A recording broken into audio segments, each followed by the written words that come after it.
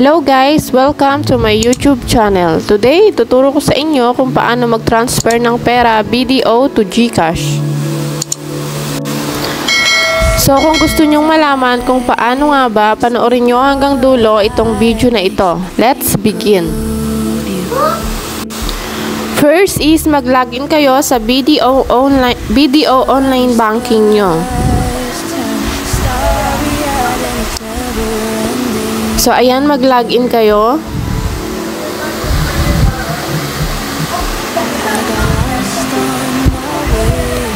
So, after nyan, nandito na kayo sa home ng BDO. So, next step is, i-tap nyo yung pay.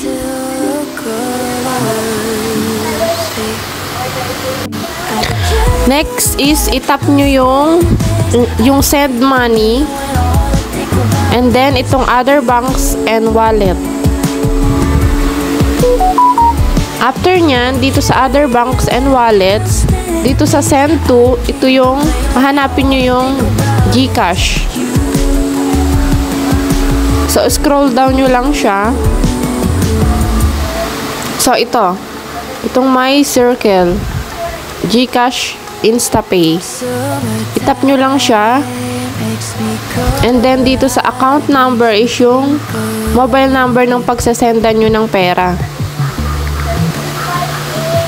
So, ayan, after nyo mailagay yung mobile number nyo is, dito naman sa account number is yung name ng pagsasendan nyo.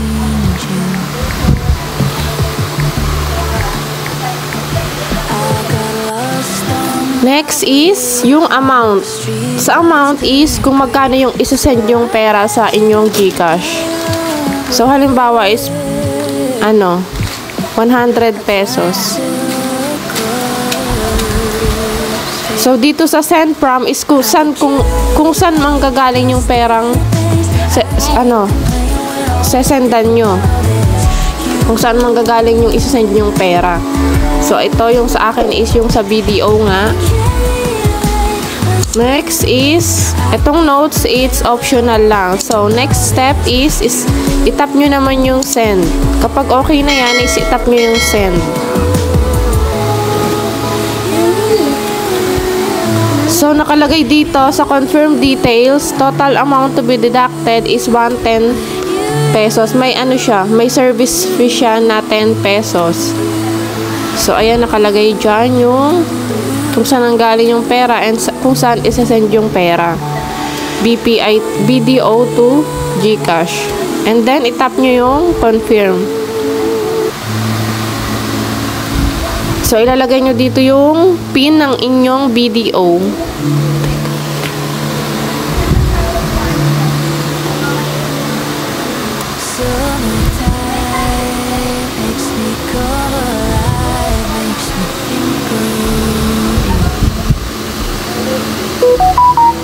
So, ayan, nag-send na siya.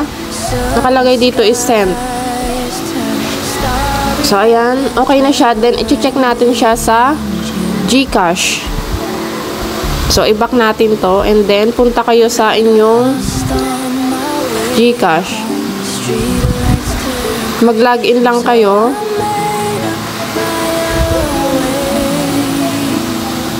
So, ayun na, pumasok na yung, bali yung aking GCash is walang talagang laman. So, pumasok na yung 100 sa aking GCash account.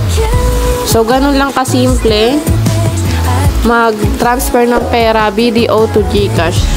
Sana nagustuhan nyo itong video na ito and don't forget to like, share, and subscribe para palagi kayong updated sa mga video tutorial na i-upload ko.